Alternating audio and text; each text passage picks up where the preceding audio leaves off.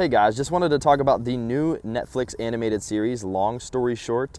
It's pretty interesting because it's made by some of the same creators and writers of BoJack Horseman. You can see as you're watching it has a similar animation style, kind of some similar humor, but not quite the same, you know. There's a lot of nuance to the tone of the show. You know, there's dark moments, there's happy moments. It is, I'd say, more consistently a comedy, though. You know, there's not quite as much tragedy as in BoJack, I'd say, but definitely still some, you know, hard moments between the characters and some deep topics that they go through. I've only watched the first 4 out of 10 episodes of this first season, but I am liking it so far. And there's an interesting approach to the show and the way it's delivered to you. So it's not in chronological order, actually.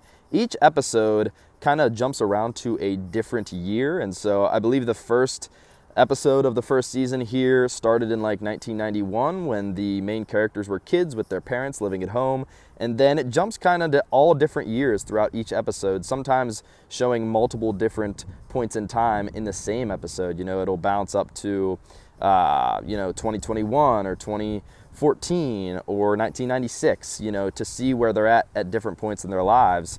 And so it's bouncing around like this, you know, each episode. And so you're not following them through the journey chronologically. It's interesting to kind of see how it jumps around and where they're at in their lives and the surprises that you get. You know, I won't unveil any of them here, but it's definitely a different way to consume, you know, the storylines of these characters, but I am enjoying it thus far. The main plot of the show, which I kind of forgot to mention thus far, is basically just following a chaotic, dysfunctional Jewish family and seeing how they grow, like I said, not chronologically, but sporadically throughout their lives and all the things they have to deal with some witty humor and some poignant moments as well, though. But yeah, it's a pretty cool show, streaming on Netflix now. I think you guys should check it out.